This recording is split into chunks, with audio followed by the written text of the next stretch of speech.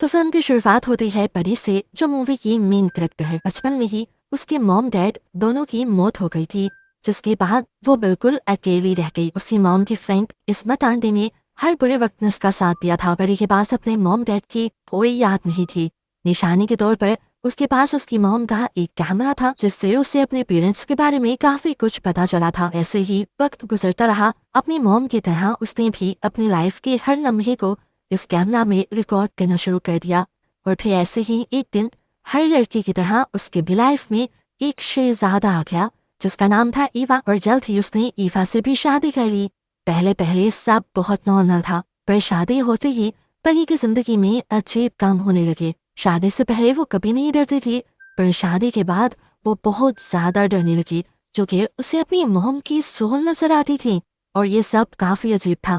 वो अपने हस्बैंड ईवा को भी इस बारे में बताती है कि उसे हर रोज रात को अपनी मोम की सोल नजर आती है। तो ईवा उससे कहता है, तुम वहम बहुत ज्यादा कर रही हो। ईवा की बातें मानकर वो भी अपनी सोचों को इग्नोर करने लग जाती है, लेकिन रात होने पर दोबारा उसे अपने लाउंज से अजीब आवाजें आती हैं।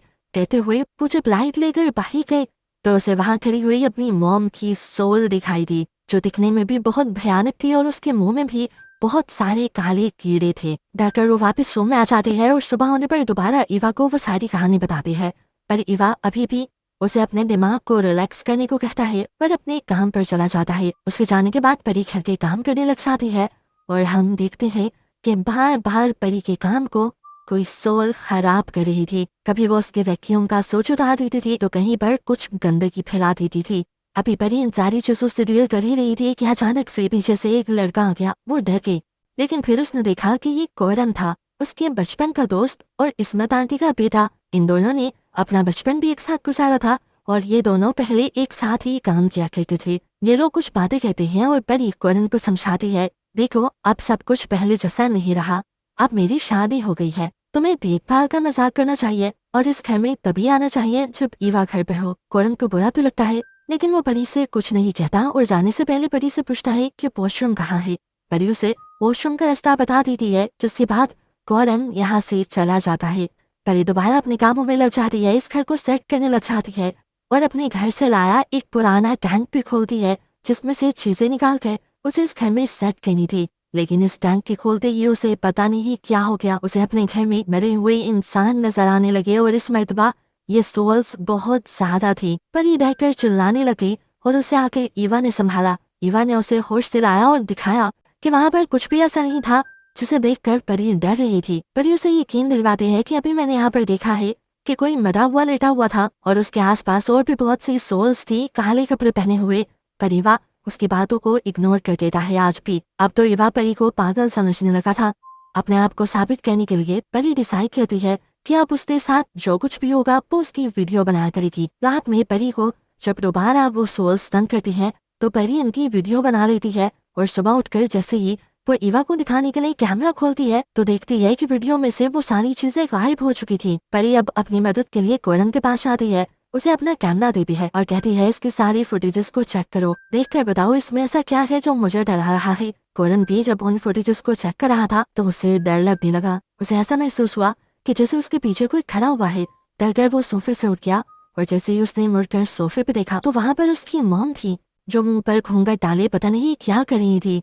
और अचानक से उसे अपने पीछे खड़ी हुई परी की मॉम भी दिखाई दी, उसी हालत में जैसे वो परी को दिखाई देती है। वो बहुत ज्यादा डर गया और उसने सारी बात आकर परी को बता दी कि तुम्हारे पीछे तुम्हारी मॉम की सोल ही है। परी अब और भी ज्यादा डरने लगी थी। ये बात जानने के बाद तो उसकी मॉम के अलावा भी आजकल और भी सोल्स उसे तंग करने लगी थी। वो उसके बेडरूम में भी आ जाया करती थी। डरकर जब जब परी उठती थी तो ईवा उसे पागल समझकर दोबारा सुला देता था। उसकी बात नहीं मानता था। परी ने भी ठान लिया था कि वो भी ईवा को यकीन दिलाकर रहेगी, इसीलिए वो बार बार अपनी मदद के लिए कोरन से मिल रही थी। और यहाँ से ईवा को कुछ और ही शक होने लग गया। उसे लगने लगा कि कोरन और परी की दोस्ती से कुछ ज्यादा ही आगे बढ़ गई है। ये सोचते हुए कि परी उसे धोखा दे रही है, एक दिन वो कोरन के घर भी आ जाता है, जब परी कोरन के घर थी। कोरन इस टाइम परी को दिखा रहा था कि उसकी फुटेज में एक साया रिकॉर्ड हुआ था, जो काफी था ईवा को सच समझाने के लिए। देखकर परी खुश हो जाती है और इतने में ही ईवा आकर इन दोनों को गलत समझ लेता है। वो गौरन को मारने लग जाता है और परी बोलती रह जाती है कि ऐसा कुछ नहीं है ईवा जैसा तुम समझ रहे हो। ईवा फिर भी यकीन नहीं करता तो परी गुस्से में यहाँ से चली जाती है। ईवा गौरन को अभी भी बहुत ज्यादा बुरा भला कह रहा था।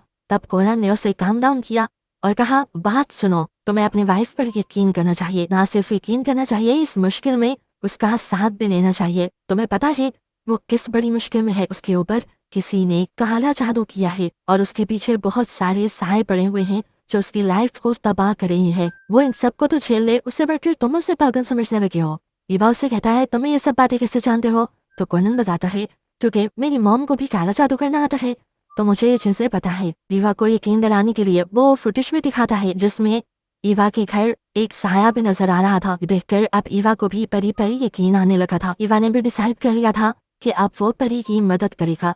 जबकि घर पर दिखाया जाता है कि जिस टाइम ईवा घर पर नहीं था, परी को वो सोल्स दोबारा से तंग कर रही थी। परी की मॉम की सोल तो बस उसे नजर आया करती थी, वो ज्यादा उससे कुछ कहती नहीं थी, लेकिन इस्मत आंटी की शक्ल में भी कोई उसे तंग करता था, डराता था। और सोचने के बाद परी को एक सोल्यूशन यही नजर आता है कि वो इस्मत आंटी के पास आए और उनसे इस जादू का तोड़ करवा ले। ईवा के उठने से पहले ही वो अपने गांव के लिए निकल जाती है। ईवा बेचारा पीछे से बहुत ज्यादा परेशान हो जाता है। वो बहुत सारे कॉल्स परी को करता है पर परी का फोन बंद जा रहा था। वो गौरन के भी घर जाता है परी को चेक करने के लिए, पर परी वहाँ पे भी नहीं थी। दिखाया जाता है कि परी इस्मत आंटी के पास पहुंच चुकी थी और उसने एक एक बात इस्मत आंटी को बताई थी कि किस तरह से पहले काले मुंह के साथ सिर्फ उसे अपनी मॉम की सोल नजर आती थी, फिर उसी के साथ साथ कई और सोल्स भी उसे तंग करने लगे, यहाँ तक कि एक सोल तो उसे इस्मत आंटी की शक्ल में भी नजर आती है। वो कहती हैं, मुझे समझ नहीं आ रहा है ये सब मेरे पीछे क्यों पड़ी हुई है। अजीब भयानक सी दिखने वाली इस्मत आंटी उसके मुंह पे एक सफेद कपड़ा डाल देती हैं और उसे एक पत्थर पकड़ाती हैं,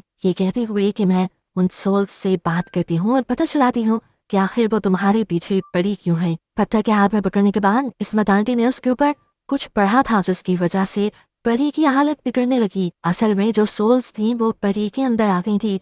इस्मत आंटी उनसे काफी सवाल जवाब करती हैं और परी भयानक आवाज में उनके जवाब देती है, जिसके बाद इस्मत आंटी फौरन से परी को पत्थर नीचे फेंकने को कहती हैं। परी के पत्थर फेंकते ही परी नॉर्मल हो जाती है और इस्मत आंटी उसे बताती हैं कि किसी ने तुम्हारे ऊपर बहुत ही बुरा काला जादू किया है। वो बताते हैं कि काला जादू इतना बुरा है कि अगर इसका तोड़ ना किया गया तो तुम मर भी सकती हो, इसीलिए हमें फौरन तुम्हारे घर जाकर उस जादू का तोड़ ढूंढना होगा। परी इस्मत आंटी को लेकर घर आ जाती है, जहाँ पर दिखाया जाता है कि गौरन और ईवा पहले से ही उसके लिए परेशान बैठे थे। इस्मत आंटी डरी हुए इस पूरे घर को देखते हैं। पूरे घर से उन्हें खौफ आ रहा था। हर चीज पर गौर करते हुए वो परी से कहते हैं कि मुझे तुम्हारे वॉशरूम में जाना है। मुझे लगता है कि जो भी चीज है वो तुम्हारे वॉशरूम में ही है। वॉशरूम में जाकर वो टैंकी के पीछे से कुछ बाल और अजीबोगरीब गुड़ियां निकाल लाते हैं जो साफ साफ काले जादू का सामान लग रहा था। इसको तो देखकर ईवा और परी दोनों हैरान परेशान रह जाते हैं और इस्मत आंटी बताती हैं कि इसी के जरिए तुम लोगों पर काला जादू किया गया था और अब मैं इसका तोड़ निकाल लूंगी। है यहाँ पर बैठ कर इस्मत आंटी कैंडल्स वगैरह जलाकर बहुत बड़ा सा रिचुअल करती हैं, ये दिखाने के लिए कि वो इस जादू को तोड़ रही है। लेकिन इस जादू के टूटने के बावजूद भी उस घर में कुछ नहीं बदलता। खुद ब खुद टीवी चल जाता है, लाइट्स फ्लिकर करती हैं, यहाँ तक कि वो सारी सोल्स उसे हॉन्ट भी करती हैं, डराती भी हैं। और इससे परी समझ जाती है कि जादू का असर उस पर से टूटा नहीं था। वो पोटली जो उसके वॉशरूम से निकली थी, जाहिर जिसका जादू इस्मत आंटी ने तोड़ दिया था, वो उसे लेकर मौलवी साहब के पास जाती है और मौलवी साहब उसे बताते हैं कि ये पोटली तो किसी जादू की नहीं, ये तो एक आम सादा सी पोटली है और ये निशान ऐसे लग रहे हैं कि जैसे किसी बच्चे ने इस पर बना दिए हों। ये जरूर तुम्हें डराने के लिए है। परी कंफ्यूजन में घर वापस आ जाती है कि पता नहीं क्यों आखिर इस्मत आंटी ने उससे झूठ बोला और उसे डराया। घर आने पर उसका सामना दोबारा उसकी मौत की सोल से हो जाता है, पर इस मरतबा वो पहले की तरह भयानक नहीं लग रही थी। वो परी के सामने कुछ क्लूज रखने लग जाते हैं, ऐसे जैसे वो कुछ परी को बताना चाह रही हो। परी उन क्लूज का इस्तेमाल करते हुए बहुत सी कैसेट सॉन्ग कहती है और एक के बाद एक कैसेट से उसे एक बहुत ही भयानक सच्चाई पता चलती है।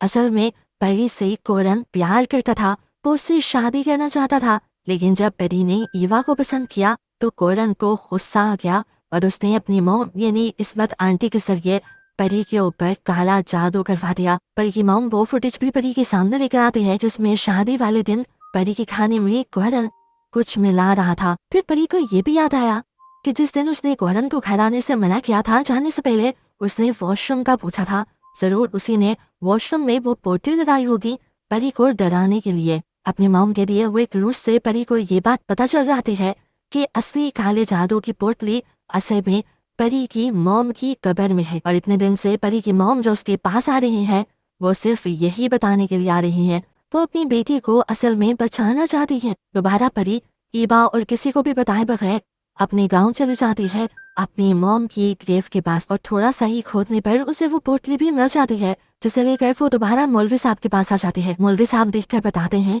कि यही असल पोटली है जिसके जरिए काला जादू किया गया है। परी से कहते हैं बस अब फिक्र की बात नहीं, तुम अपने घर जाओ, सो जाओ और मैं इस पर काम करूंगा, जरूर तुम्हारे ऊपर से ही काला जादू खत्म हो जाएगा।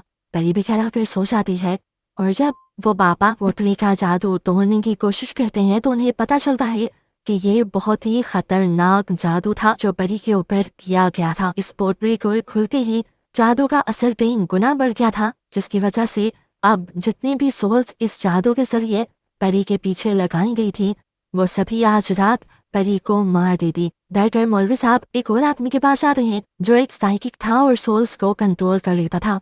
वो उसे सारी बात समझाता है और अर्जेंट उसे परी के घर लेकर जाता है। आधी रात में ईबा इन दोनों को अपने घर पर देखकर बहुत ही ज्यादा परेशान हो जाता है, लेकिन इससे पहले कि ये लोग ईवा को कुछ भी समझाते परी की हालत बहुत ही ज्यादा खराब हो जाती है।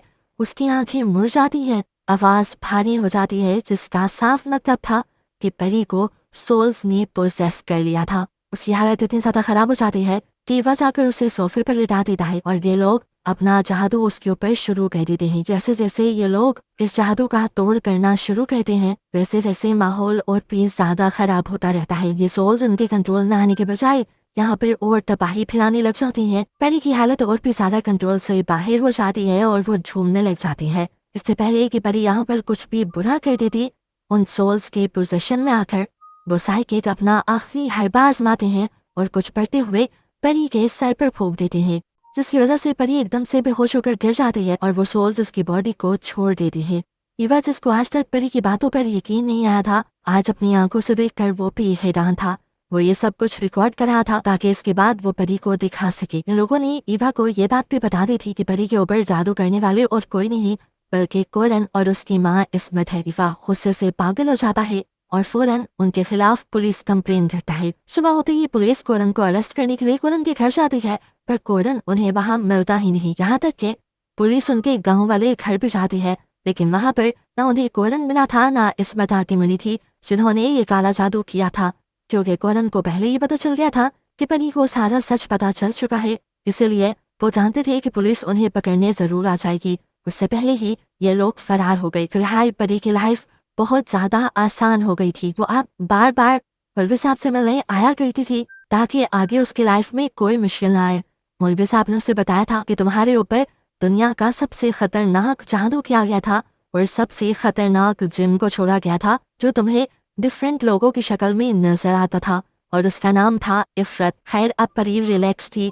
कुछ अर्से बाद उन्हें एक बहुत बड़ी खुशखबरी भी मिलती है कि परी मां बनने वाली है। उसी में परी ईवा और मौलवी साहब को लेकर अपनी मॉम की ग्रेव पर जाती है और वहां पर प्रे भी करती है, लेकिन इसके बावजूद भी उसका दिल कहीं ना कहीं सेटिस्फाई नहीं था क्योंकि वो जानती थी कि कोरन और इस्मत आंटी पुलिस को नहीं मिले थे और वो कभी भी उस पर दोबारा अपने जादू से शैतानी हमला कर सकते थे। और ऐसे ही उसकी घबराहट को और उसकी बेचैनी को दिखाते हुए ये मूवी यहाँ खत्म हो जाती है।